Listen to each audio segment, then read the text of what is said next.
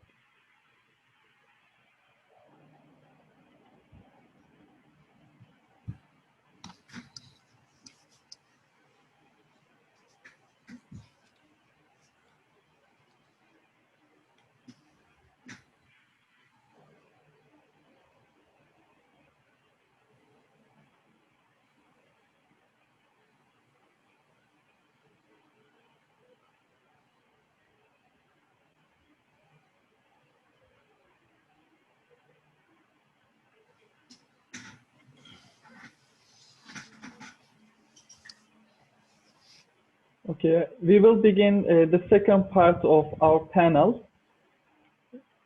We had a very fruitful first session. I hope the second session will be as fruitful. First, we will have Dr. Louis Comfort's presentation.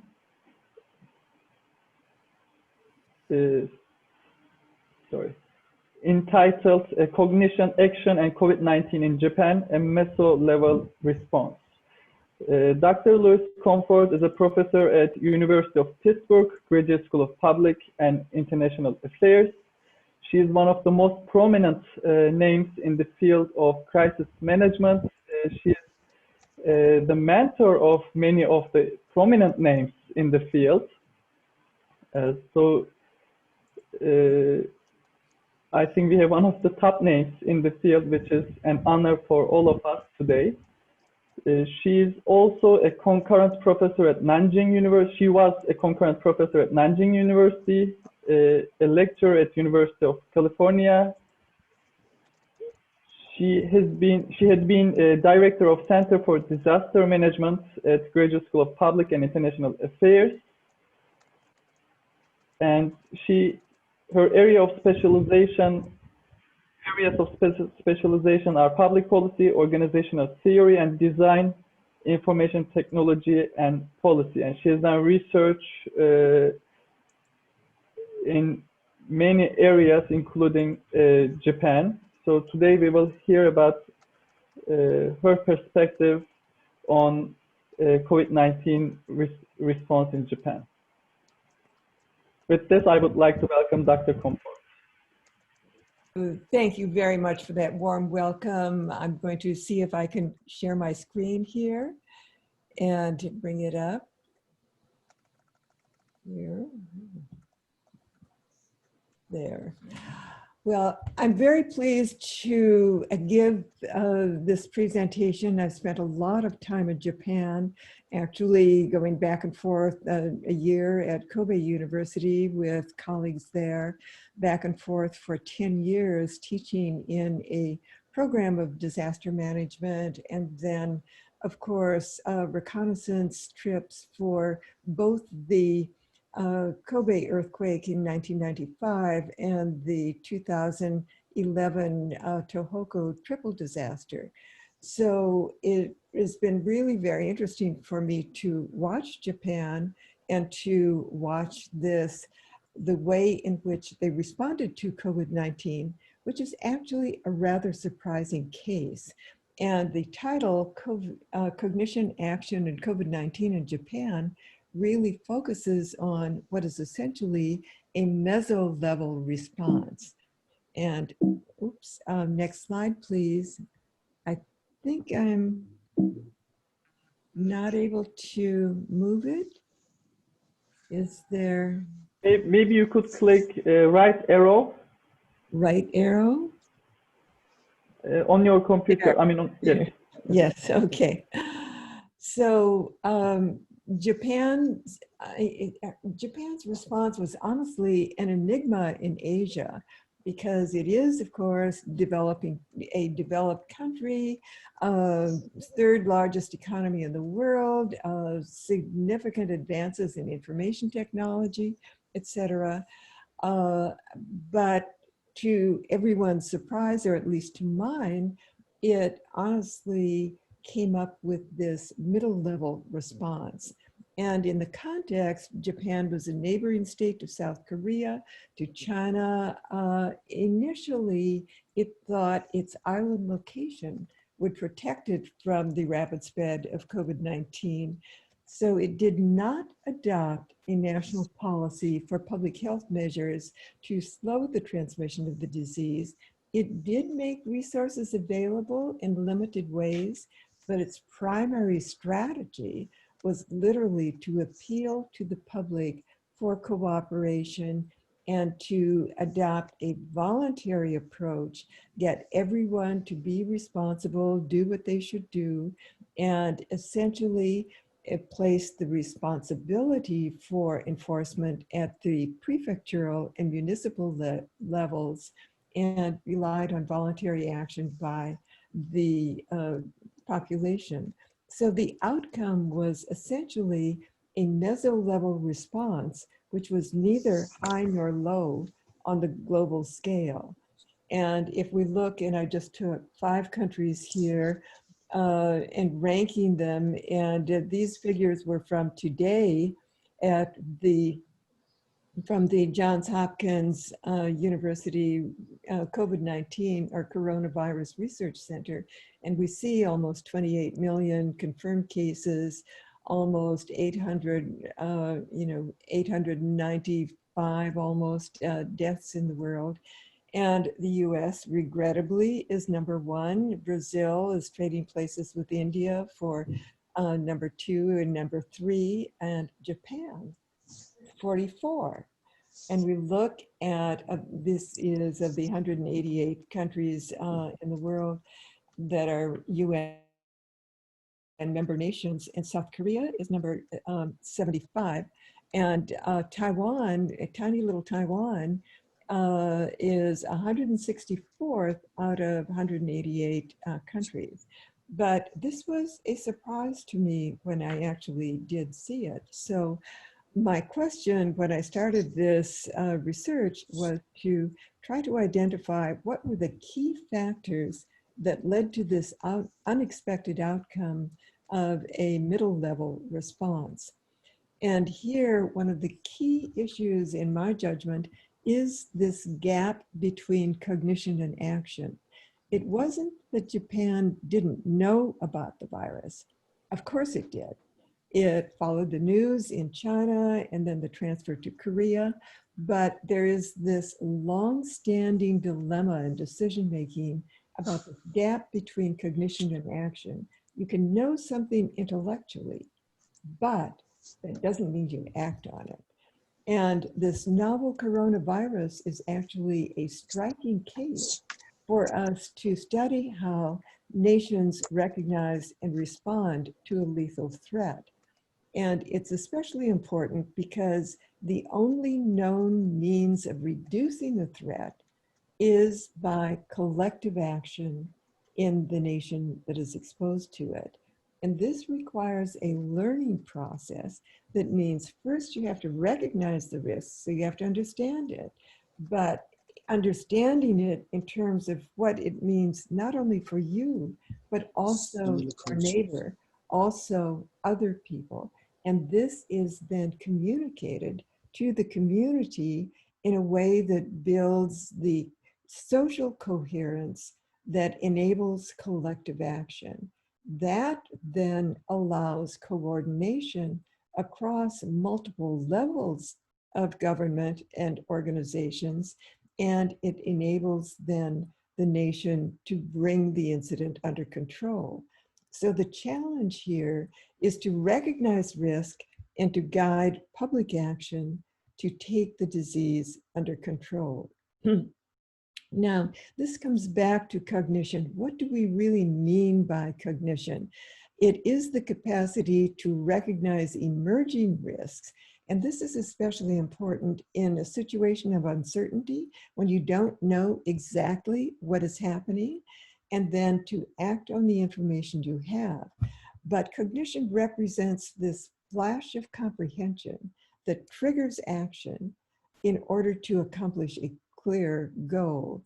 And it derives from both social and cultural conditions. You are able to recognize it if you have in your experience, for instance, in Korea, the experience of MERS, as Dr. Kim explained to us.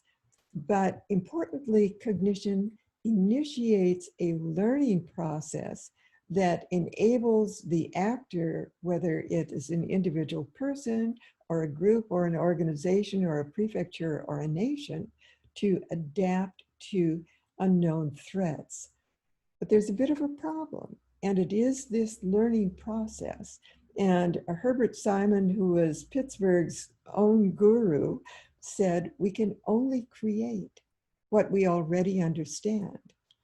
The hard part is to push what we don't know into areas where we can learn more than we already know. And so in uncertain dynamic contexts, cognition then represents that first step in solving complex problems. And it is like navigation. One determines where to go by knowing where you are. But importantly, cognition structures information in order to shape action. And learning depends on the intersection between the time available for action and the rate of change in the environment that you're experiencing risk. So in large-scale dynamic contexts like a national exposure to COVID-19, cognition moves from the individual to the collective scale as everyone needs to operate together. But no single actor or organization has all the knowledge or resources needed to solve that problem. And so cognition depends on the rapid exchange of information among actors, updates, and feedback to keep the process of learning moving. And in this way, it depends on the tools, the information available to exchange and validate information. So the one advantage the world has in 2020 is literally an almost global infrastructure to search and exchange for information, as we are doing right now, tonight, on this conference, video conference. And so if we look at Japan, what did Japan do and what were the key steps? And the first case was identified in Japan on January 3rd, 2020. And it was a man returning from Wuhan who was identified as being ill, tested, identified as having COVID-19, and placed under quarantine. Then, since he was in quarantine, Japan was tracking this carefully. Then for nearly 2 weeks, a period of nearly 2 weeks, in February, between the 4th and the 19th, a cruise ship with over 3,000 passengers was discovered to have passengers on it with COVID-19, and they docked in Yokohama Harbor, and presumably they were quarantined on the ship, but in fact, people had to come from shore into ship, and to return to shore, they were providing, food and supplies and support. And out of that ship, there were 700 infected cases and 7 deaths. So in fact, that significantly increased the number of cases in Japan. Then in mid-March, there was an increase in cases literally coming from the cruise ship infections. But what Japan did was admirable at that time. They really implemented their local public health centers, and these are regional centers that provide health services to several municipalities in a prefecture. These centers, which were developed actually in the 1950s, when Japan had endured a really quite severe bout of tuberculosis. So they were familiar with identifying, testing, quarantining, isolating patients. And while the cases were relatively small, these public health centers, regional centers, worked very well. The difficulty is, as there was no national mandate, people in Japan were free to travel, the trains were running, students were going to class in campuses, and indeed, the cases in Japan began to spike. So we got, in late July then, a sharp increase in cases. At this point, the public health centers became overwhelmed, and the responsibility was shifted to the prefecture level, and there was literally no national lockdown in Japan. And if we look at, this is the profile of cases in Japan, literally from yesterday. And we see in Japan 2 big spikes where they managed it very well in early March. You get this spike in May, and then it comes to a quite significant spike in August, and it's declining. But the difficulty was their response, which was the public health centers, really was overwhelmed. So echoing Herbert Simon's adage, Japan created what it already knew. It did what it knew how to do. It did that well, except the virus was so transmissible, and they didn't anticipate how rapidly it would shift from person to person and transmit throughout the country. So they relied on the regional public health centers to perform local functions of diagnosis and isolation of ill patients. That worked when the number of cases was relatively low. And they did rely on a strong culture of community and of protecting one another by wearing masks. They don't shake hands, they bow. This is much better for stopping the transmission of disease. And it was quite effective among the older generation, but among the younger people, less so. And bars and restaurants were open, the trains were running, and literally this was how the transmission escalated again in July. And at this point, the public health centers, which had been understaffed and cut by budget cuts in the country, and they're, were literally became overwhelmed in this last spike. So the question is, what was missing in Japan's response? And here we do see actually what the previous 2 speakers were discussing. What was missing was the rapid consultation with the neighboring countries of Korea and South Korea and China, who had already experienced the disease. What did they do? How did they know? What did they learn about community transmission? Secondly, in Japan, unlike Korea, there was really a lack of use of information technology. And my Japanese colleagues tell me that, in fact, with these public health centers, they were sending information about cases and transmission back and forth into government agencies via fax. And so literally the slowness in which information was being exchanged was difficult. And then thirdly, there was a lack of recognition of the interdisciplinary requirements for managing this disease. Japan essentially treated it as a public health crisis and did not bring in the economists or the people in social services or the computer scientists to assist them manage the disease, or the interdependencies that were involved when people started using public transportation and transmitting the disease around the country.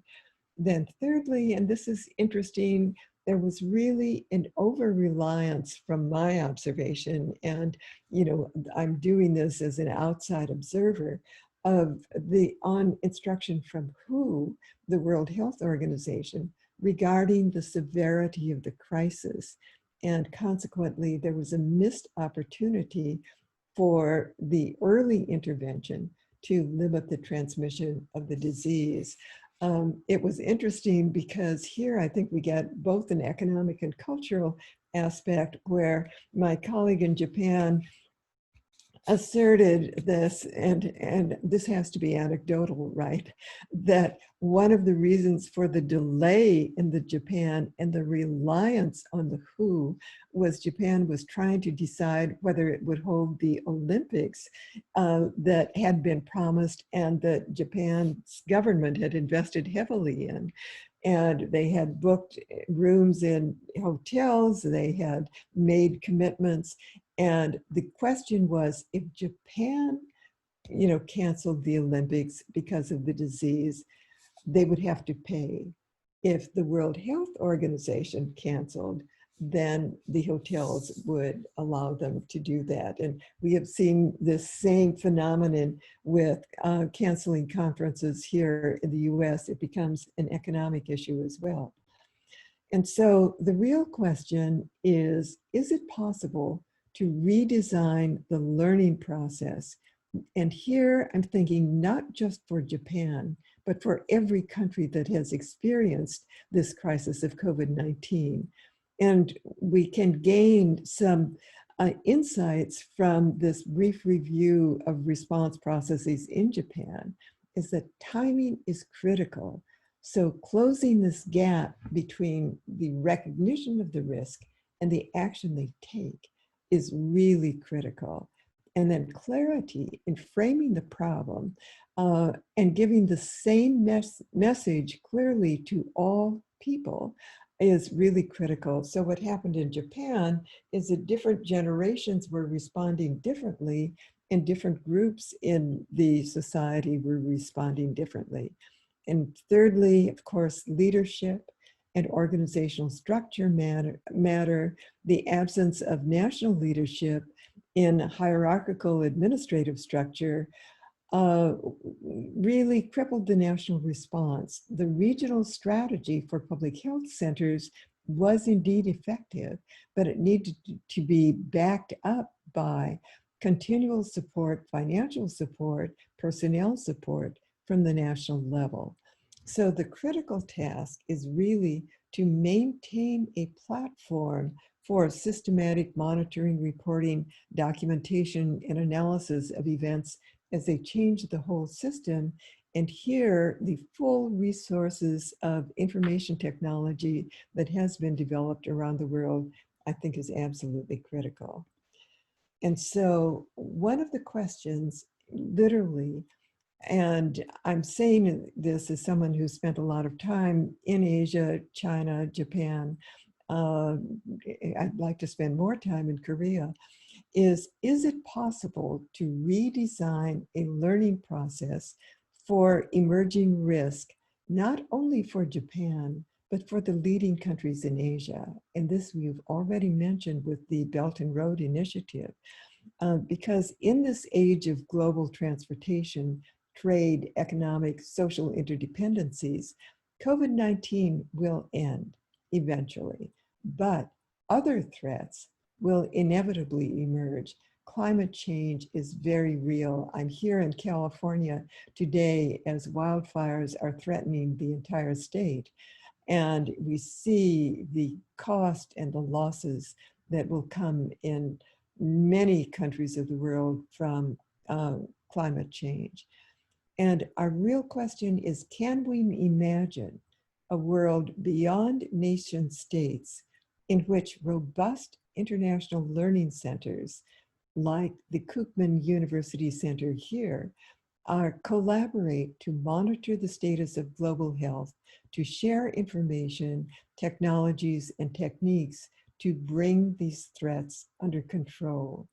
Can we use the insights of this pandemic to create a strong, coherent, capacity for international risk management, the opportunity, and in my judgment, the obligation awaits for all of our countries. So thank you very much, and thank you very much for inviting me to join this conference this evening. Thank you very much, Dr. Comfort. It was very insightful. In retrospect, I think it was a good idea to invite presenters to talk about different countries' cases, especially when I compare Dr. Comfort's presentation to Dr. Kim's, we see some interesting parallels and differences.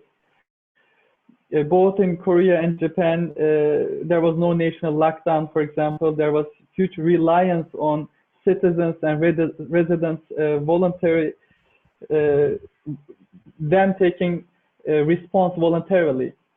But the main difference probably is that South Korea had learned its lessons from MERS and changed its responses, crisis response, which was quite lucky in a way that it was just before COVID-19.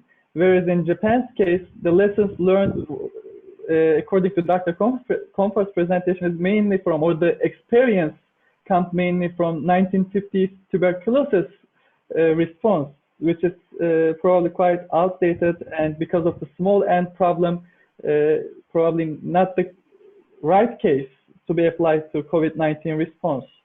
And again, very important point in Dr. Comfort's presentation is that both for cognition and action, there is the need for learning process, learning know-how from each other, both to identify the problem and to apply action. So it's really important that countries learn from each other's mistakes before they have to experience the problems themselves, which was probably one of the problems in Japan's case. Thank you very much again for this insightful presentation. With this, now I turn to Dr. Kapıcı's presentation. And I'm sorry once more that I gave you the wrong time. These days I do many programs with people from different continents, and it's always a problem with the time difference. I'm sorry again. His presentation is entitled From Command and Control to Network Governance, Emergency and Crisis Management in the United States. Let me introduce Dr. Kapıcı. Dr. Kapıcı is Pegasus Professor of Public Administration and Policy and former Director of the School of Public Administration at the University of Central Florida. He is also the founding director of the Center for Public and Nonprofit Management at UCF. Dr. Kapıcı's core research interests are network governance and leadership, decision-making in complex environments, organizational learning and design, and social inquiry and public policy. Dr. Kapıcı has published widely in areas of public administration, network governance, and emergency and crisis management. His work has been published in highly ranked journals such as Public Administration Review, Administration and Society, Journal of Public Administration Theory and Research, etc. Dr. Kapıcı served and currently serves in several journals' editorial boards, including Public Administration Review. And before joining UCF, Dr. Kapıcı received his PhD in Public and International Affairs from the Graduate School of Public and International Affairs of the University of Pittsburgh, where Dr. Comfort is teaching. So, as I said earlier, Dr. Comfort is the prominent mentor of prominent names such as Dr. Kapıcı. With this, I would like to welcome Dr. Naim Kapıcı for his presentation. Great. Thank you, Kadir. Are you able to see the slides? Yes. Perfect. And again, thank you for the invitation. Sorry for slight delay. I've been in constant contact with Kadir, and I was hoping to present tomorrow evening in the US side, which is 10 February. This is a great opportunity in terms of sharing experiences from different countries. I was asked initially from Kadir to present brief background on the emergency and crisis management system in the US and focus on the COVID response. during the probably discussion sections, there are some initiatives, and the one is Dr. Comfort leading. She might probably mention some of the ideas that are coming from. This is actually network learning from COVID-19. Our friends in Korea, in Turkey, Japan, and US and different parts of the world are trying to get together, understand the way the governments and civil society organizations and different departments actually responded, understand the risk of COVID-19 and the way they collectively organize the action. Again, in 15-minute presentation, it's really difficult to present the US emergency management system background and applications to COVID-19. I'll do my best quickly to present the background briefly. And then, of course, as Dr. Comfort mentioned briefly in her presentation, US is #1, unfortunately, in terms of the cases. And we do have some substantial issues in terms of leadership and the operationalization of the existing system and reliance on professional crisis management in the US. I will highlight some of those. So emergencies and crises really a substantial test for the communities in terms of leadership, in terms of administration, individuals, as well as different levels of government and the private sector. So in the US, we had this command and control system. It worked in certain disasters. It didn't work in certain others. It's primarily focused on top-down administration and coordination, but it worked quite well in China in response to COVID-19. But somehow the federal system did not quite function well in response to COVID-19. So there's more emphasis from the Federal Emergency Management Agency based on the experiences and among the scholarly community in the US, emphasis on community resilience, emphasis on partnership and flexible administration instead of top-down coordination. So I will highlight the COVID-19 case. Again, this is known for almost every community, every country, every locality in the world. Everyone was watching it, everyone is trying to address it, and it's become a substantial burden on the economy and a critical test to health system around the world. And most of the countries utilize very similar mitigation strategies and policies, such as physical distancing or some call social distancing, staying home or quarantine strategies, as well as use of face covering. So briefly, what we have in the US is a very well-established emergency management system, similar to Japan, for example, in terms of seismic risk and earthquake disaster response. So the US built, based on experience, this substantial emergency and crisis management system, with FEMA being the lead agency in terms of natural disasters, FBI being the lead agency in terms of man-made disasters or terrorist attacks, and CDC being the major organization in terms of health disasters. But one thing was really unique. A couple of things were unique to the US experience. There were some innovative ideas after certain disasters, such as EMAC, Emergency Management Assistance Complex, which actually established in Florida where they live, and in terms of based on substantial failure of federal government, FEMA, in response to Hurricane Andrew. And we've seen, of course, world-known 9/11 terrorist attacks, and the government shifted its policy focus on, unfortunately, more terrorism. Then we had Katrina, and we realized investing more on law enforcement is not actually helping too much in terms of disaster preparedness. Now we had COVID-19, we've seen some reactionary responses to COVID-19, and as Dr. Comfort mentioned, this will provide probably substantial learning opportunities for the world as well as the United States in terms of how we can build better strategies, how we can build better collaboration opportunities in response to COVID-19. And again, this is probably one in the centuries. We haven't seen anything like this before. None of the countries experienced something before.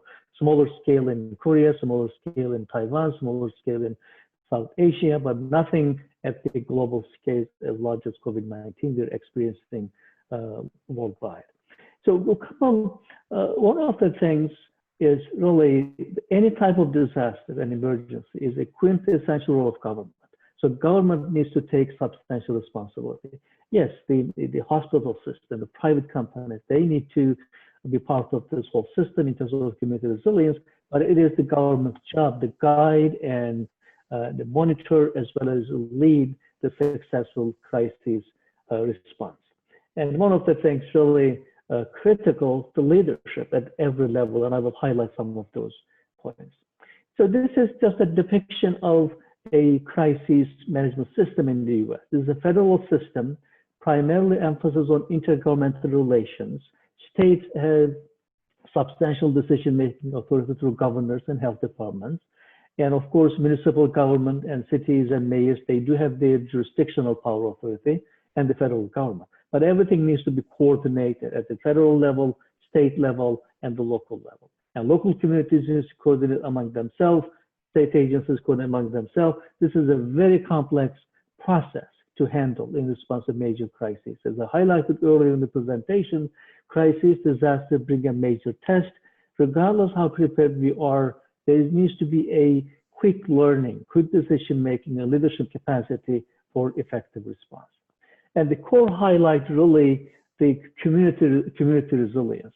And the entire world become a small community now with the interconnected transportation systems, the interconnected telecommunication systems.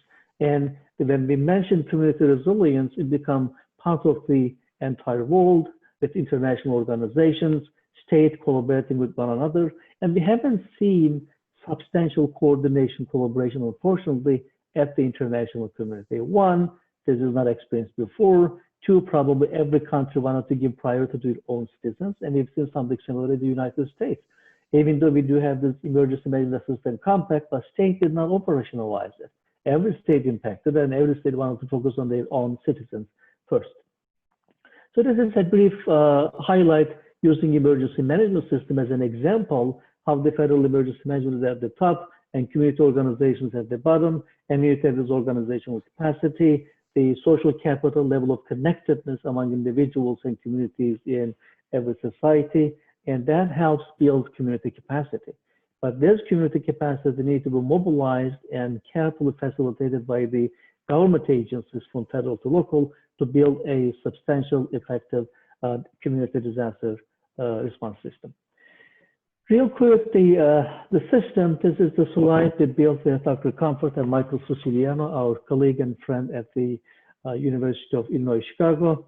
Some ideas in terms of where we are. Even though we practice some of the exercises, we do have several policies and guidelines. Unfortunately, these were not clearly communicated from the White House, for example, clearly communicated from the central administration to state and localities. The guidelines were developed, but again, there was not a good, clear communication.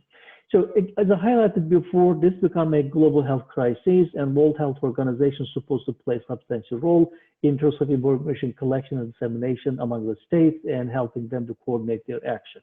And the World Health Organization doesn't have that capacity, and unfortunately, some of the leading government agencies in the country are trying to reduce their support. That will probably make it even weaker in the future. And we do have the U.S. State Department, because of the travel and connections, engaged in crisis response to COVID-19. And the primary organization was the CDC, Center for Disease Control and Prevention, as part of U.S. Health and Human Services Agency. And White House built a task force led by Vice President Michael Pence, but it did not quite function as an advising capacity, and they did not really utilize professional health people and medical people in collecting information and building a system of response. And we do have Federal Emergency Management Agency, the emergency support function of public health disaster response, engage primarily, facilitate supply to health centers as well as medical centers. And at the state level, governors have substantial authority to make decisions, and mayors and the local health departments, and substantial critical decision making at every level in terms of balancing opening the economy as well as balancing the public health concerns. That wasn't an easy decision for any country. That was an easy decision for local agencies as well as the State Department. The major issue in the US within this federal system, the politics of disasters, we've seen substantial disconnect between the Republican governors, for example, or Republican mayors versus the the central administration. There was not a coherent coordination between the federal government and the state government agencies. I believe many of you know this Johns Hopkins University Coronavirus Research Center. I highlighted a couple of statistics in terms of the US. Even though we knew there were cases in China in November, December, we did not take substantial preventative measures early enough. And especially in March, this is, I'm not sure if you knew, the system in the US is a spring break. Basically, students in the colleges and high schools are in the beaches, in the bars, in the restaurants, that really increased substantial spread of virus sometime in March. And again, with the July 4th, additional opening of the early opening of the economy in certain states. For example, Florida, we did not have many cases compared to New York and California, but right after early opening of the economy and the tourism sector, restaurants, unfortunately, the cases spiked substantially. So I highlighted briefly CDC provided guideline, staged opening of the economy if you are meeting certain expectations. Still, certain localities, for example, build guidelines for the restaurants, 30%, 50%, depending on the cases they see, they can open, for example. The major decisions, especially for recently, reopening of the school system, reopening of the colleges and universities, and many of the governors emphasize reopening schools because these are, especially universities and colleges, these are somewhat engine of economy in many of the states. And many of the governors emphasize reopening those universities and colleges. And we've seen some substantial cases in different parts of the country in terms of increased cases at the campuses. Some early brief observation. I highlighted substantial delayed action from political leadership, unfortunately, both mainly at the federal level and some at the state level. And again, it was an easy decision, balancing between economy, reopening the economy, as well as health concerns. One of the major issues, especially at the federal level, not much reliance on science and evidence-based decision making. It was pretty much on politics. We need the economy open. Again, this is a very bad time for COVID-19 in the US as we're going through an election cycle, and November is the major election, both at the many states, counties, especially at the federal level.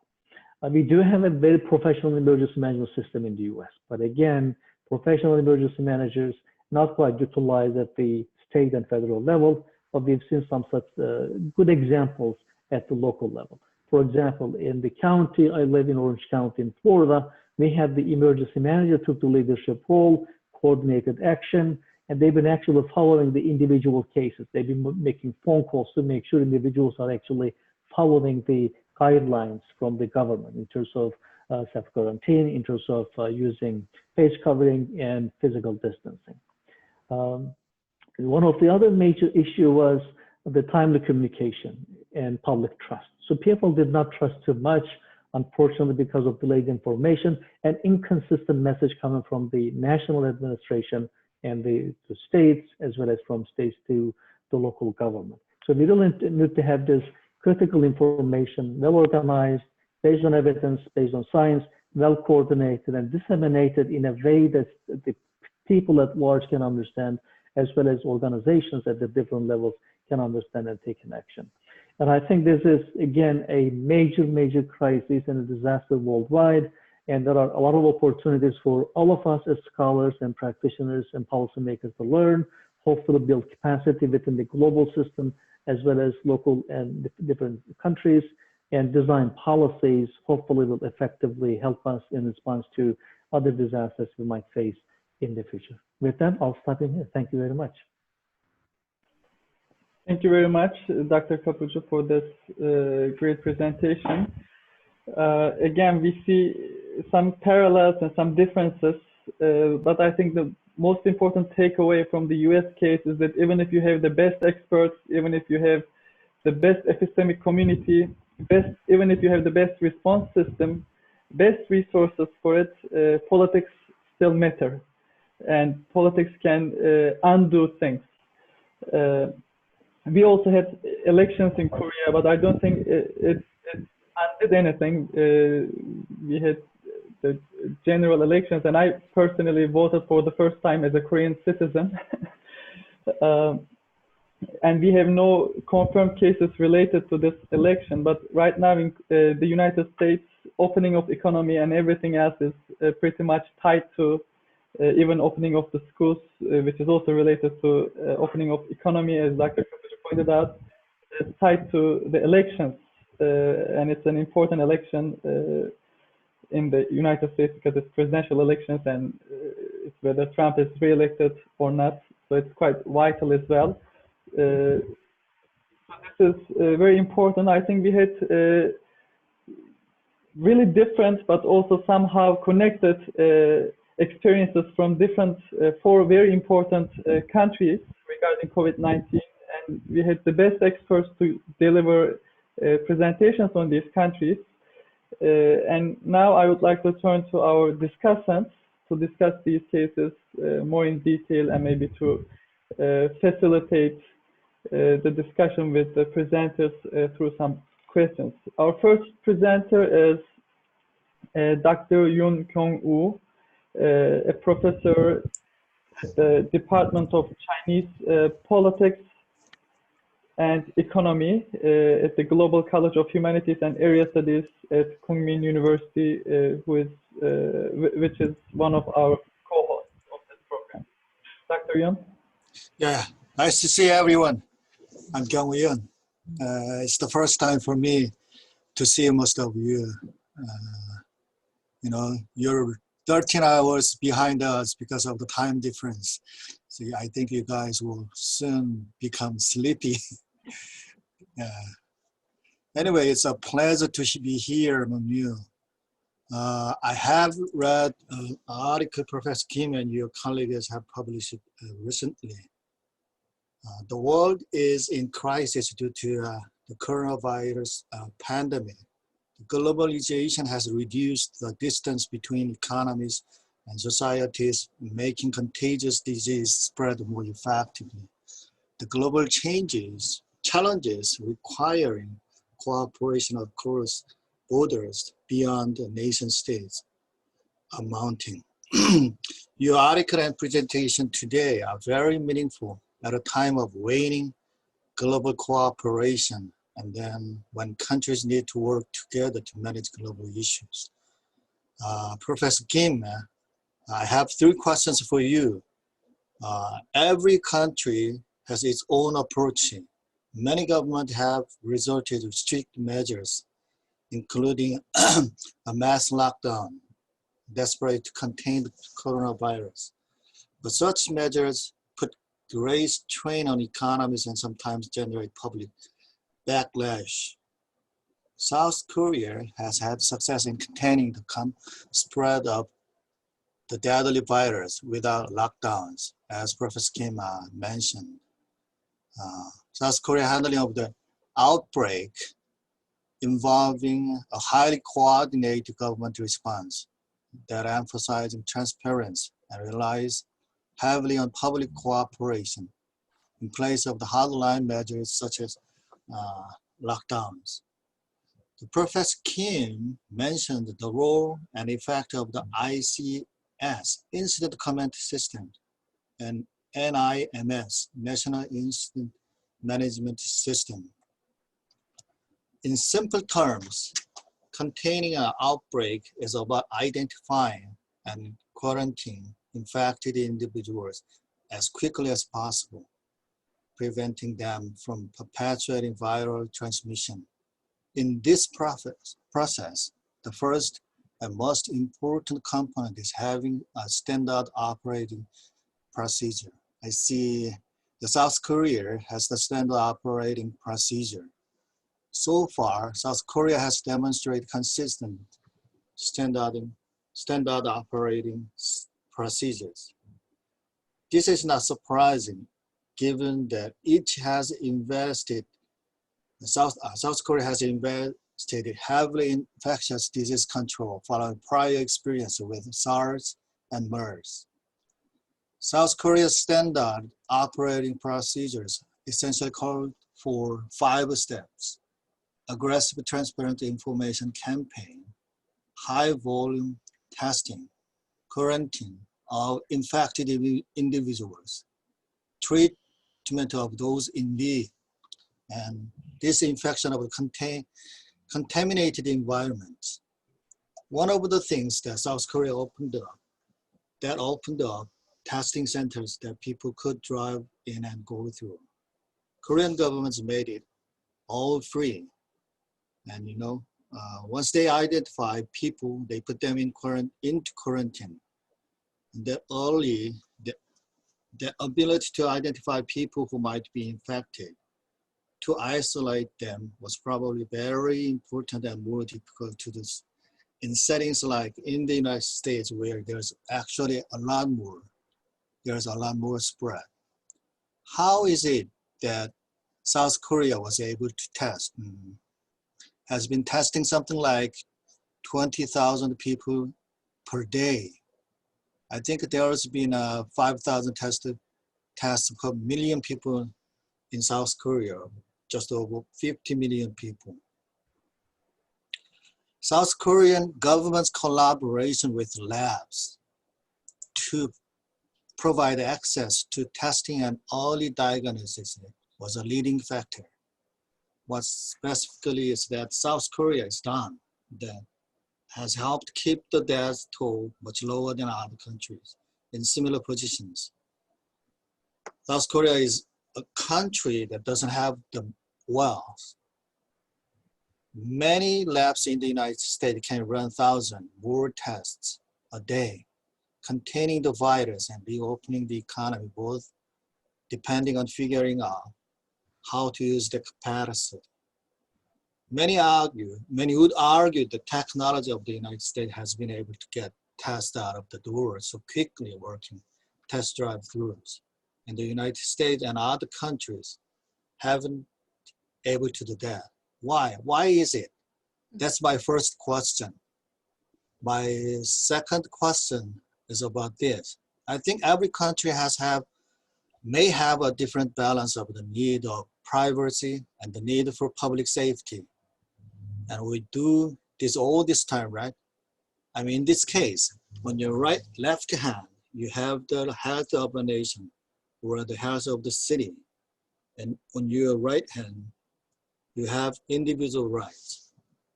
If controlling the virus, limiting its spread is felt by the government to be an overarching priority, you have to have laws in place that very carefully explain what the balance of privacy versus public safety is.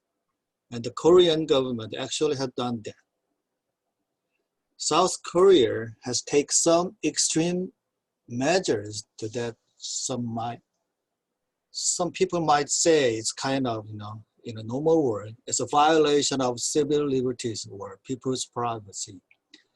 Since the outbreak, South Korea has been monitoring the movement of those people who have tested positive. Central and local governments and their agencies have been using information obtained from cell phone records, credit card receipt, and other private data to let the general public know where people have been, where there have been outbreaks down to. I think which seats people have sat in movie theaters.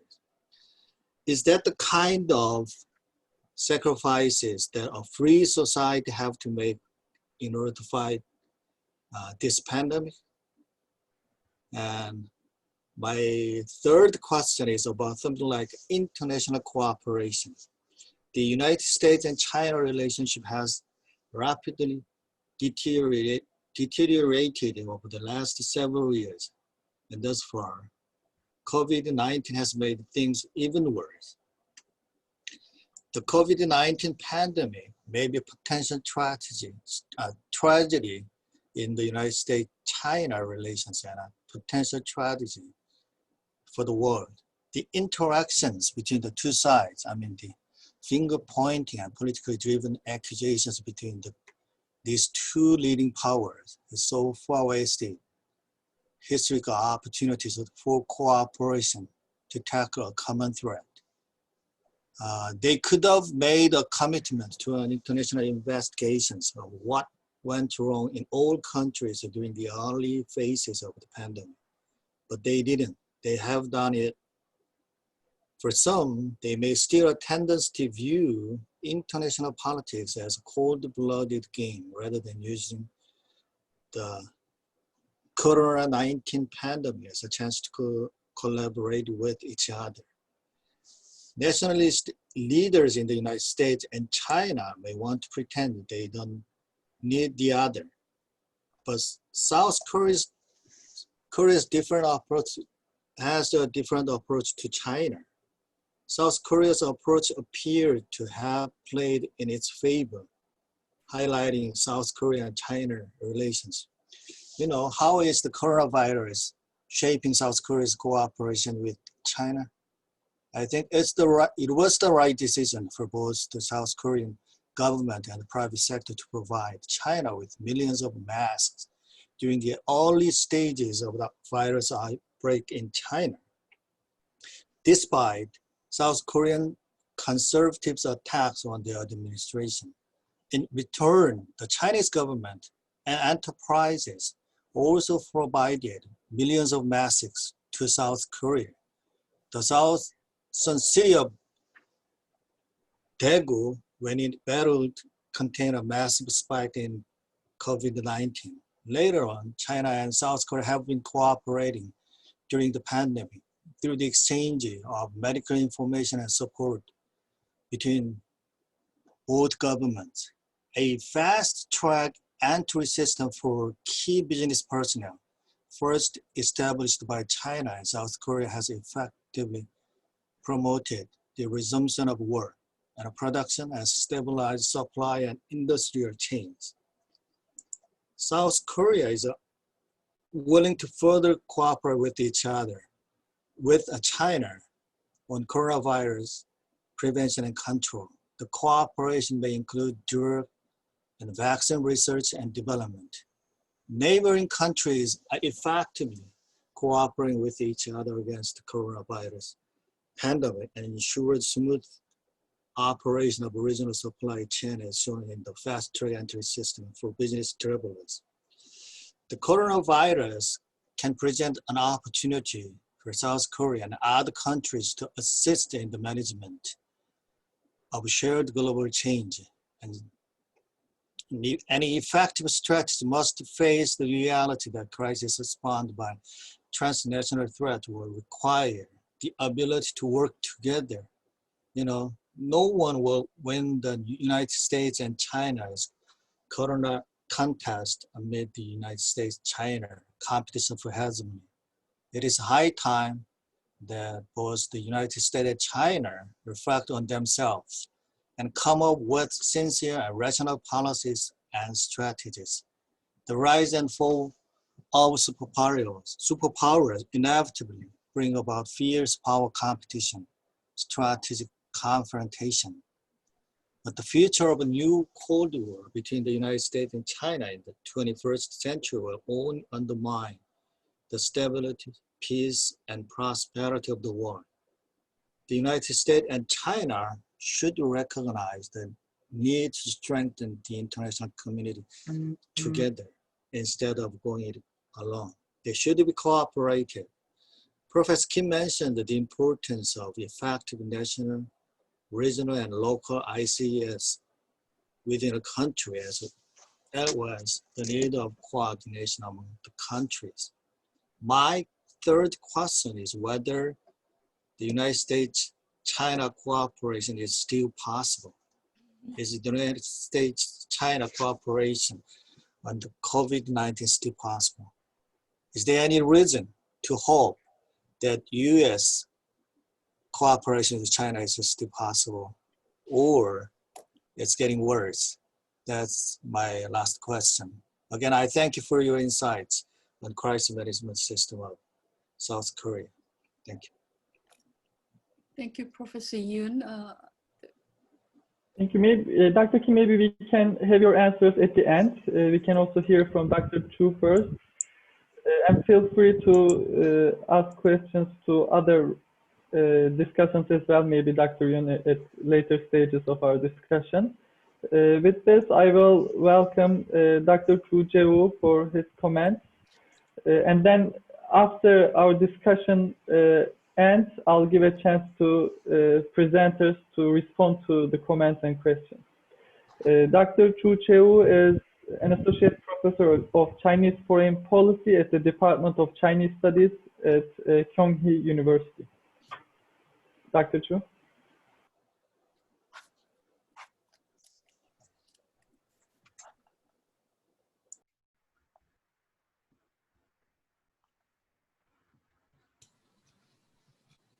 Hi, good evening and good afternoon, everyone. Glad to join this panel. And I don't know, after hearing 4 wonderful presentations, I truly appreciate your informative and insightful presentations. My impression is quite a paradox world we're living in. Because in this day and age of IT and globalization, it's unfortunate to see that we fail to fully utilize all the agencies and institutions and systems and network that we have all installed over the years. When it came to crunch time, we failed to utilize them to its full strength and maximize the privileges and the benefits that we can get from these institutions and systems. I think the common thread from 4 presentations is lack of leadership and lack of coordination, collaboration, and cooperation. Quite an unfortunate phenomenon that the world is witnessing.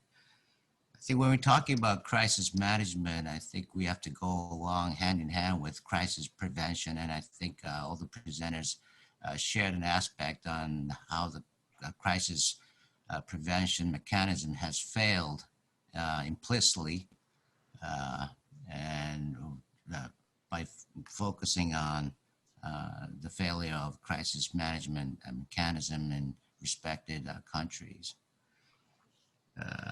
Crisis prevention, I think, in this case refers to the world level widespread of coronavirus.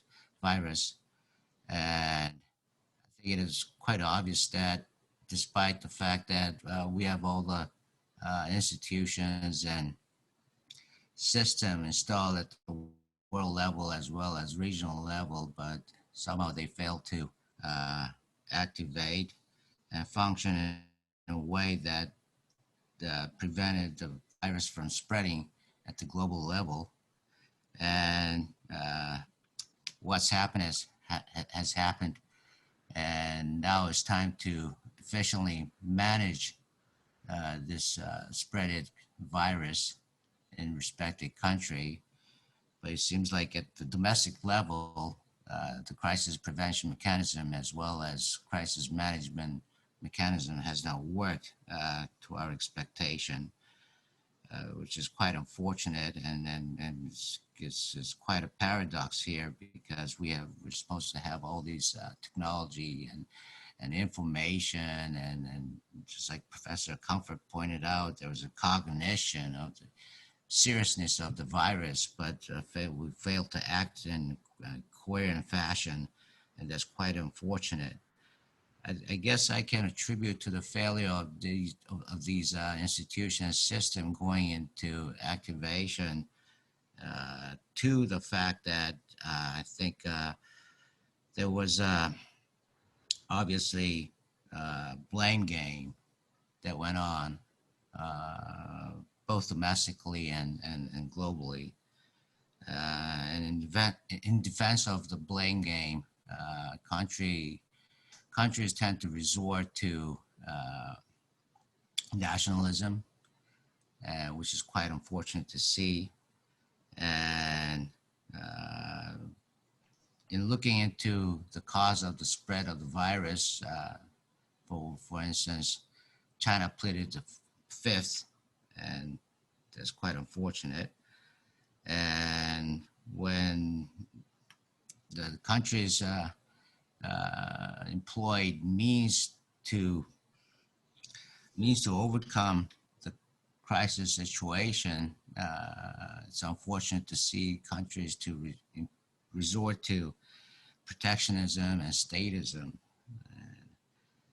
And I think the second factor that can be attributed to is the way the leadership and the leaders, including the governments, tend to politicize and securitize the situation here.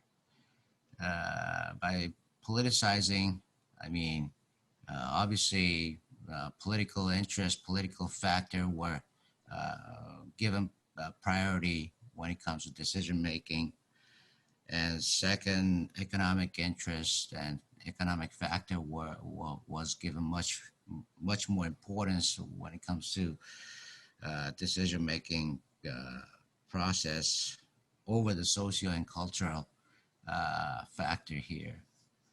And I think the third factor could be the way that international risk management, just like Professor Kapaku and Comfort pointed out, the system was there in WHO, but somehow it also failed to function the way it was designed to and supposed to be.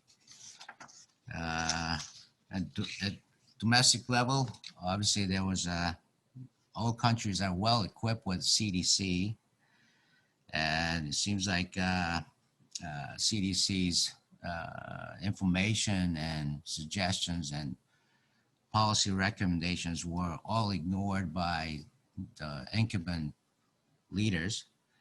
And the case does not exclude South Korea either. And the United States is quite an obvious one when we witnessed conflicts between Dr. Fauci and President Trump. My takeaway from this failure in our crisis prevention system and crisis management system is how are we going to really rebuild our leadership in times of crisis, and how are we going to operate and coordinate the system in a much more effective way as it was originally designed and built. I think lack of experience is not excusable anymore, because there was a cognition, just like Professor Comfort pointed out, that the seriousness of viruses was all recognized at one point or the other. However, we tend to refer to the previous cases in Spanish flu in 1917, 1918, and SARS, MERS, or Ebola, and so forth. But fortunately to human beings, these viruses were only regional in terms of the way the scope and the range the virus had spread it. But this time, coronavirus virus has spread to the unprecedented scale. I don't think there was a cognition, but I don't think that cognition recognized where the virus would have transpired into where it is now. So that's quite unfortunate. So I think my point is, after hearing your presentation, I was inspired that the world should be looking into at a much greater detail as to how we can build a better crisis prevention system along with crisis management system. And I have a couple of questions. One is to Professor Comfort. Looking at your presentation on Japan's case, it seems like in July it spiked up. It spiked in July, and obviously, I guess by listening to your presentation, I think we can divide the timeline between pre-Olympic cancellation decision as to post-cancellation period here. Do you see that taken as a factor here? Because it seems like Abe's government was all geared up to preventing the spread of virus in Japan so that it could go ahead with the Olympics. But once it was canceled, do you see that there was a loosening of the grip by the government after July? And the next question is to Professor Kakupu, and you said all the information from WHO and other related agencies were not really heeded by the Trump administration. Do you see presidential election was taken as a negative factor by the administration, or to their interests? Obviously, it was the most important factor, I guess, when it comes to this decision making here. So, do you see presidential election was overwhelmingly taken by the administration in heeding the information given by the WHO and other related agencies? And my last question is to Dr. Zhao. Do you see BRI taking a new turn when it comes to quarantine and health issues in its pursuit of prosperity and common development with the rest of the world? Do you see Chinese government recognizing the importance of quarantine and health and sanitary as at the par with economic interest, as well as prosperity of these governments, of these foreign countries that China is involved in BRI projects? Thank you. Thank you very much, Dr. Zhu. Both Dr. Yun and Dr. Chu also pointed out some important aspects of crisis management and international cooperation. I'll leave it to the presenters to talk about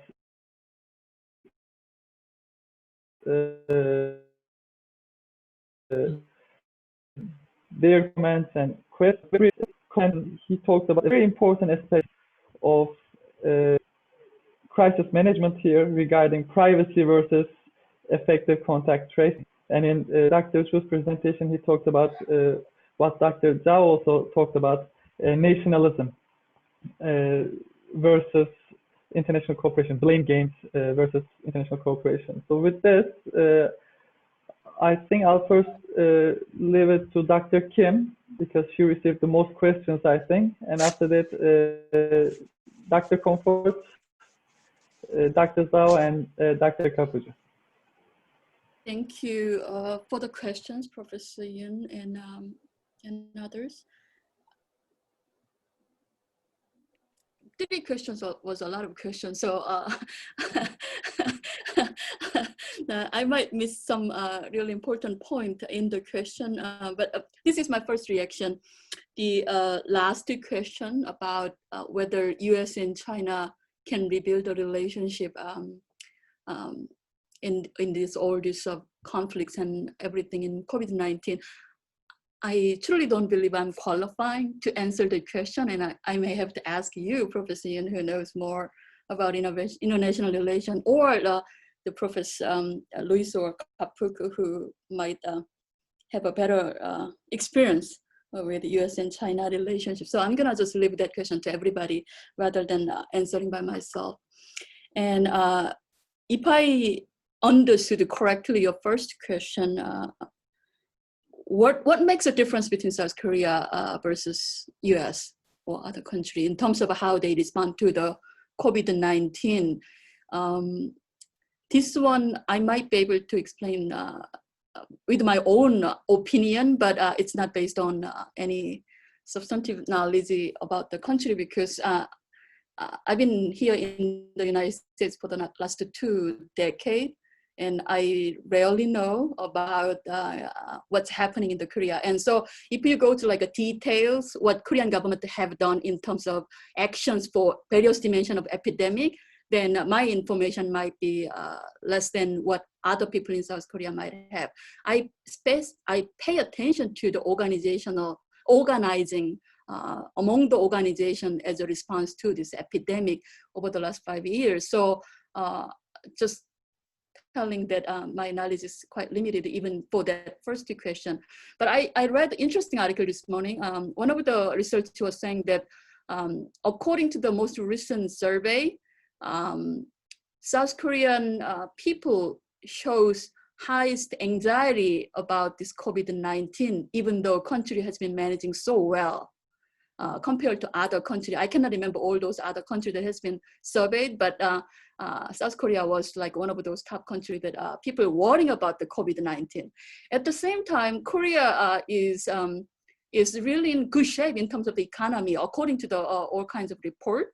But Koreans are worrying about the economic downturn and all that more seriously than anybody else. So by reading that article, I thought that there might be some cultural difference in terms of how people think about the environment that they are experiencing. I do not know why they think differently than other part of the world, but there is a certain types of culture that South Korea has been built in terms of how to respond to external environmental threats and so forth. That might be my humble opinion about what makes the difference between those different responses in different countries, Korea or US. Other people can help me to answer this question better after I finish the second piece that I might be able to answer a little better. The way that I heard your question is that the way that countries respond to this epidemic create a interesting question about what to choose or what is the trade-off by choosing one direction over another. And the first dimension that I heard there is that it's more about the community safety, community health versus individual freedom and individual right. This has been discussed in the United States so much. And I think I also found that my colleagues has a different viewpoint. What should be given more weight on it? One of the insightful comment that I got from that I recently exposed is that if someone asks what is more important, public health or quarantine or all kinds of this health-related safety issue versus economy, social dimension, and so forth, then what is more important is the second.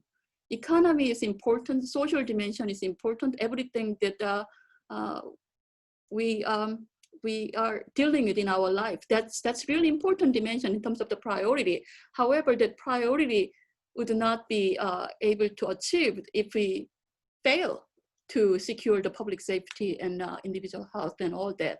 So even though, from my point of view, I'm fighting with my colleagues every day on this topic. I mean, even though we might feeling that we are losing important things that we used to get in terms of economy and social dimension, dealing with this type of pandemic and epidemic that is current right now should be prioritized more than the other dimension that might existing.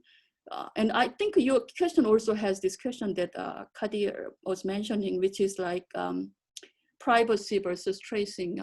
And I've been thinking about this question while I was listening to your question. It's all depending upon, maybe I have to go to Luis's comments, it all depending upon how we perceive the situation, right?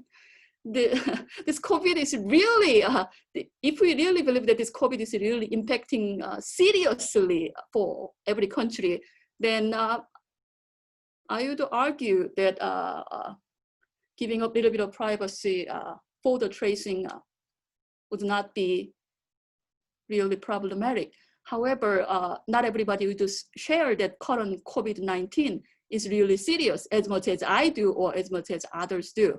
Then this issue of privacy might be understood differently. Since we didn't have this type of experience in the past, I think this is another area that we have to think about, this tension between privacy and health and public safety as one of those important topics. So I don't feel like I really gave a good answer for your complex questions, but I will stop here and then give others to add on or help me to answer better. Okay, Dr. Comfort. The mute, it's mute. It's, now I think I'm very good. Thank you very much. Very interesting questions, very interesting comments by both of the commentators. And I think I'm going to refer to Dr. Yoon's question first.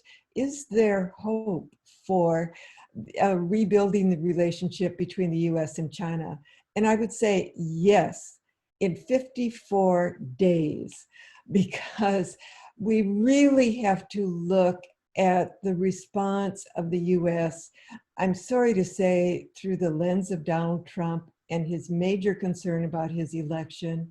He was so criticized by his lax response, his unwillingness, his inability to understand and listen to the public health advisors, that he had to blame someone.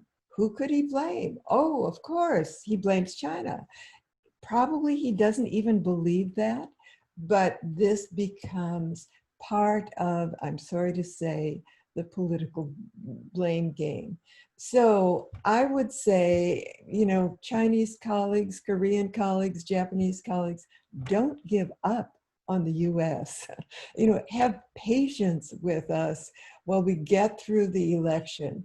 The whole country has suffered. I mean, we've had to live with him now for almost 4 years. And the difficulty is we had to get through it legally. And it's taken a while. We tried impeachment. He's been very carefully protected by people who want him in that office, a small group. But I think, do remember that approximately 70% of the people disagree and do not believe what he says. So have patience with us, and I'm certain we can rebuild that. Secondly, I want to respond to Dr. Chu's question about the uneven dip in Japan. And actually, I think there are, certainly a related issue and a compound issue in Japan, which is characteristic of these viruses and how they do escalate and how they do spread. Your observation about making the decision to cancel the Olympics, I think, is right. And indeed, that kept it low. And Abe was taking a very strong and very clear public position on that, wanting everyone to be quiet, not to have the virus escalate in Japan. But here we honestly have to take into account Abe's health, and that he was ill during this time and only announced his resignation because of his health. But it was during that time where, after the Olympic decision was made, he was not as visible, and he was not making the pleas to, for cooperation, which was part of his nightly broadcast. as clearly and as strongly before. So in fact, I think the communication slipped in Japan as well as that. And then it's also with these pandemics, it was literally the cumulative burden on this very limited structure of regional health centers. They were out of money. They were out of supplies. They were overburdened, short-staffed, and their people had been working nonstop, long hours, and you just get to the point of exhaustion in managing a pandemic where they hadn't been reinforced, and where in the society where Japan tends to operate as a society, and here I'm, sort of speaking as an external observer, but there are many more silos. There's much less collaboration in Japan as a country, and I think that's exactly what is needed to manage a pandemic is collective action, where everyone understands the risk, understands what needs to be done, and in self-organizing and innovative ways is taking those steps. So with that, I'll turn it over to the next discussant. Thank you very much, Dr. Comfort. Dr. Zhao? Okay, for accuracy, may I speak Chinese and let my colleague to translate into English? Sure. Sure. OK， 这个首先我想谈一下这个国际合作抗疫的国际合作问题。So first of all, I want to talk about the international cooperation on the anti-COVID-19. 这个最早的公共卫生国际合作呢，始于1851年啊。那个时候呢，是因为欧洲发生了将近50年的大规模的疫情，在法国巴黎1851年召开了首次公共卫生国际合作。And the first such cooperation happened back in 1851. At that time, because European countries suffered from the pandemic, and then in Paris, the first such conference on international cooperation on health was held. 从1851年到1900年呢，12个欧洲国家就公共卫生防疫呢开了10次会议，但当时的特点呢是只讨论欧洲的问题，那么美洲国家的疫情不予讨论。And then before 1900, and 12 European countries held 10 conferences talking about only the pandemic issues in European continent. And at that time, the American pandemic and American disease topics were not discussed. 直到1946年啊，世界卫生组织成立之后啊，就是出现了全球领域的对公共卫生的协调性的抗议或合作。And then, fortunately, in 1946, the WHO was set up. And then after that, globally, we had the coordination on public health. 刚才讲到了中美关系，其实在冷战时期啊，美苏关系也很紧张，但是70年代美苏合作消灭了天花。And then just now, many experts talk about the China-US relationship.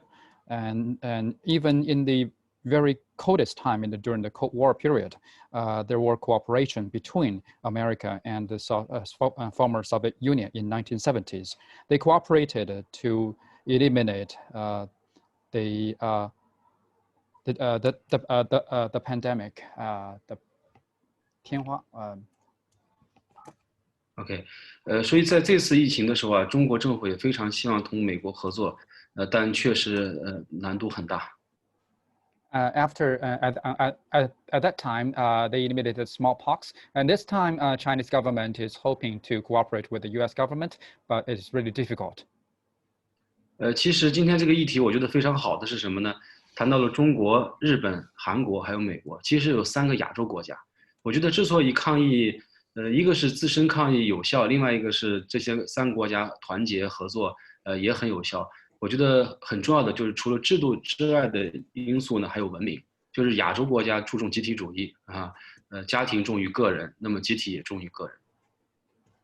So that's why I think today's topic is really good, because we bring together the experts from China, Japan, and South Korea, and also other experts talking about the cooperation on health. Because I think that beside the cooperation with the help of institutions or systems, there is something which can also help, that is civilization or culture. In Asia, particularly in East Asia, we emphasize more on collective, and the family values are more important than the individuals. 所以刚才专家最后的一个问题问到"一带路"健康丝绸之路，其实"一带路"建设啊，它是一个多层面、多内容的一个倡议。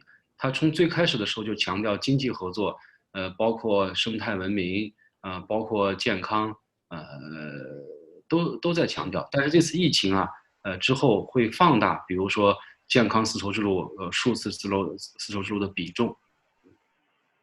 Just now, our experts have talked about the BRI, and particularly in the future, whether there will be more health cooperation along the BRI countries. I think even from the beginning of the BRI, besides emphasizing the cooperation on the economy, we also talk about the protection of ecology and the protection of health of people. However, I think after this pandemic of COVID-19, public health cooperation and cooperation on digital or digitalization will be more emphasized. 我举一个小例子啊，就是在"一带路"建设中，中国企业在海外、在全球啊，建立了将近100多个园区。但是在疫情之后啊，"一带路"建设中，中国企业会更加注重去建立一些农业方面的园区，医疗和公共卫生服务方面的园区。I'll give you some example. Along the Belt and Road, Chinese enterprises have set up over 100 industrial parks. And I think after COVID-19 pandemic, there will be more such parks on agriculture, on public health, and the sectors related to public health. 包括加大这个跨境电商的这样的合作力度。And even there will be more cooperation on the cross-border e-commerce. 那么现在中国政府这次抗疫也发现，就中医药的有效率很高，所以也希望在疫情之后啊，能够将中医药的国际化提上日程，所以它也属于公共产品。At this time, the Chinese government even found that the traditional Chinese medicine, or TCM, is really important and effective in treating the disease. And so maybe after the COVID-19, the use of the TCM will be more emphasized. 所以这次会议啊，就我来说，学习到了很多，也向各位专家表示敬意啊，谢谢。And also, I have learned a lot from you, my distinguished experts. I want to say thank you to you, and you have my respect. Thank you very much, Dr. Zhao. Last but not least, Dr. Kapıcı. Thank you, Professor Yun and Professor Chu, for really good observation and putting those presentations together and asking tough questions. I'd like to highlight 4 points, starting with micro to global level. In terms of the US response, the questions on culture and resilience. We had the former FEMA administrator, Craig Fugate. He used to emphasize in his presentation as a FEMA administrator. He used to say, if people are not prepared, no one is prepared. How good the government is prepared, how good the administrative system is functioning. If the people, the citizens are not prepared, the system is not going to work. In the US, in this particular case, COVID-19, we did not have this experience. People hate masks, right? We didn't see that. You've seen in China, in Korea, in Japan, either for environmental reasons or health reasons, people are accustomed to use face covering. It wasn't the case in the US. And of course, the perception issue Kim mentioned is really serious. We really need to do it. I had friends from China and Korea. They called me, they emailed me, Naeem, you need to take a mask. You can't travel. You don't do this. You don't do that. Because they experienced it. But the micro level, individual level, people did not see the seriousness of COVID-19. You know, they went to restaurants, they went to beaches, they did not listen to guidelines coming from either the international community as well as from the federal government and the local communities. In terms of the second level, I think that was a question on politics and the way the personal interest, political gain, party interest versus the national interest. I think it was quite obvious at the federal level that it was normalized having 180,000, 200,000 citizens have died. That's expected. We put them in numbers, we didn't put them in human value. But if you look at the New York Governor Cuomo, for example, he repeatedly said, you might not like this. That's the policy. There is science behind it. There's evidence behind this.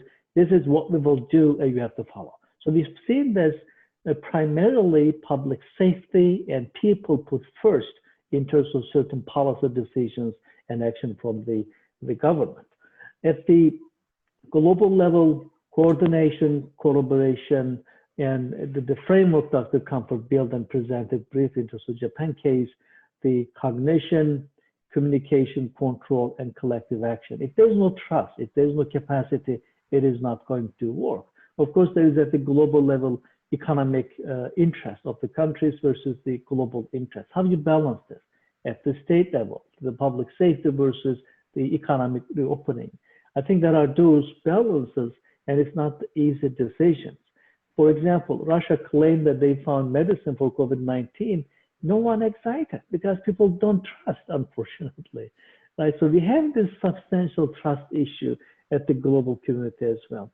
And the last point, I believe someone mentioned SDGs and sustainability. I was doing a couple research projects on SDGs, and this is a new topic, of course. They have a very good flexible system, 17 goals, and the 17th goal is actually partnership. So these are all challenging policy issues, and the United Nations SDG goals emphasize the role of partnership within the international community, as well as coordination between the United Nations agencies and the state agencies in different regions of the world. With that, I'll stop in here. And of course, the politics question, Dr. Comfort responded quite succinctly. Thank you. Thank you very much, Dr. Kapucu. We don't have much time left, and I'm sure everyone is tired, but we will receive a few questions from the audience, or if you have any questions to each other. Okay, I have one more question for Professor Comfort. Yes. Yeah. A short question that has just come to my mind. South Korea also relied on a strong culture of community, much like Japan does, as Professor Comfort described in your presentation. South Korean people and governments, we practice social distancing. South Korean government aggressively pursued a test, trace, treat policy, so-called 3 T's. Right. South Korea government have never walled off a city. When the Koreans heard that we should stay at home and practice social distancing, people by and large did so. Most effective in older generations, younger people as so, just like in Japan, as you mentioned. Restaurants, bars, buses, trains, all were open. Rare instances of shutdowns in South Korea. You know, I think it is kind of interesting how South Korea has kept much less confirmed cases and deaths than Japan, that has similar cultural conditions. That's my question I was asking. Well, this is a difficult question, and actually we see a similar situation here in the US. So I'm here in California. You can see the Golden Gate Bridge behind me. And the response of the government in California was very, very different from the response of the government in, say, Oklahoma, or in Nebraska, or in Iowa, or in Texas, where finally they got caught up. But the governor in California is a Democrat. California is a virtually totally blue state. And in fact, everyone, and the governor gave clear, direct information. He had news broadcasts every single day, and he kept emphasizing, wear a mask. He himself was wearing a mask. All the people around him were wearing masks. And these very important measures of keeping your distance and washing your hands, etc. More than that, this of course is California with Silicon Valley just down the road. And he set up an excellent, very extensive web page where he had all of the rules, he had all of the questions, he invested a significant amount. He was able to go to Google and Oracle and the tech firms, get them to invest, to contribute to the development of this really broad measure of communication through California. And so initially in California, they brought the count down. And California, it's 40 million people. It's the largest state in the union. And he was very much aware that if they took action early, they could keep the count down. But the interesting part is it's one state and it borders on Arizona and it borders on Mexico. And the people in Arizona with the Republican governor were not wearing masks and they were going to barbecues and they were doing all kinds of things. And they were traveling to, across the border to San Bernardino County, Imperial County, which is the largest county on the border. And that created a huge spike in California and undid much of the work that Newsom had done, because then the people in California traveled from Imperial County to Los Angeles, which of course is the largest city, and the spikes, increased again. So the lesson, and I believe this was Dr. Zhao that mentioned, or actually Yushim Kim, that you can't do it just once. You have to do it every day until you get a vaccine or you get everyone doing it. And this is the collective part. And this is the hard part actually in the US, because in California, people are used to listening to evidence and their politicians telling them the truth and not making things up and telling them to inject bleach into themselves, which is one of the more absurd lines from Donald Trump. But that is culture. And I think what we need to think about is how do we build this global culture? And what really interests me is how do centers like yours, the Center for the Silk Road Initiative, or the center in China, or I was at Nanjing University last summer with the center that is focused on the same role. The center I used to direct at the University of Pittsburgh, the center that Dr. Capuccio is directing it at the University of Central Florida, where we have people who are more attuned to evidence and more interested in building a collaborative learning process. I think the leadership has to come from these interdisciplinary centers where you can pull together people who have skills in medicine, public health, public affairs, computer science, and sociology, and begin to think about how do we educate whole nations in order to recognize risk and act more quickly. So that's my soapbox, I'm sorry to say. I don't know if I answered your question. Thank you very much. Do we have any other questions from the audience as well? Dr. Kim, you want to? Not the question. I want to add one thing that I thought it's really interesting in this case. We talked about how to respond a lot, right? But I think there is a very unique thing that we, in this event, which is that scientific uncertainty that we didn't think about. If it was just flu, if it was just influenza that we know of, which we're having, every country having every year, every winter, it's not going to create this type of chaos. This is infectious disease, yes, the same type, like if you think, even though we are not a medical expert, it's like a similar sort of same kind of disease, but this is an emerging infectious disease that is transmitted between human and animals and so forth. We don't know how those things are transmitted. We don't know what the key parameter looks like.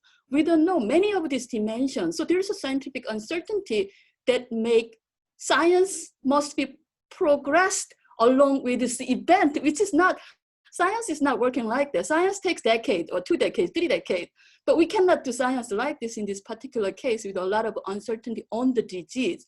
Then we cannot give a consistent message. I mean, who would disagree? Government, if the government give a consistent message, yes, people will trust the government. But how are you going to give a consistent message? Wear the mask, do not wear the mask, wear the mask, do not wear the mask. I mean, knowledge is progressing as our science progress.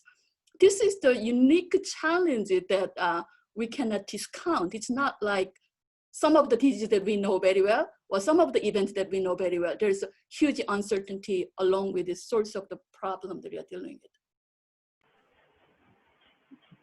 Thank you very much. Mute, it's mute. Is it mute still? Luis is mute. She's trying. Sorry. Okay. Sorry.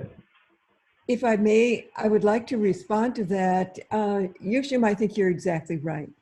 And I think the degree of uncertainty has really, been exacerbated by the size and the scale and the fact that this is a global pandemic and people don't understand, when it will be over. If you could give them a day certain, on November 3rd, it'll be over. On December 31st, it'll be over. Most people could live with that.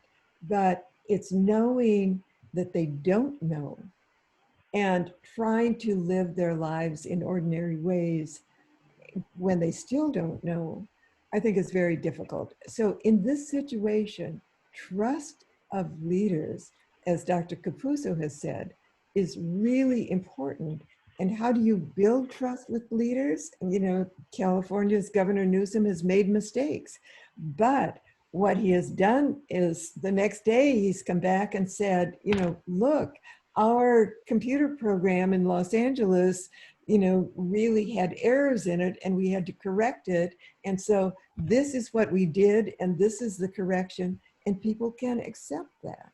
But if you make things up, if you blame anybody else except yourself, if you don't take responsibility for what your particular position expects, then this is where the trust in the US of the current president is really at an almost all-time low. And no one's going to believe him, no one's going to listen. And what we probably tell people around the world is wait 54 more days. But literally recognizing the uncertainty leads us back to a learning process. We don't know what it is, but we can learn, we can inquire, and we can produce and share the information, the discoveries that we have, and creating an expectation that we will learn and figure it out is more hopeful than pretending it's somebody else's fault. And I see this as a challenge, but I also see this as a role, a primary role of universities and research centers. Very much, Dr. Comfort. I think you two both raised very important points in line with also what Dr. Naim Capuzzo said earlier. Public cooperation is very important to overcome this problem. Public trust is very important for public cooperation. Consistent communication is very important, but then scientific consensus in the discourses is very important, and it's very difficult in this scientific uncertainty that we are living in. But Dr. Comfort also raised a very important point that even if there are mistakes within the discourses, or even if we are still in a learning process, we are learning new things, accepting mistakes is very important. And I think this goes back to what I think Dr. Chu said earlier, sorry, Dr. Yoon said earlier about transparency in communication. So accepting mistakes has something to do with this transparency and being open and communicating consistently with the public at the government level. So thank you very much. I just tried to wrap it up surrounding this specific discussion point. Do we have any other questions from the audience?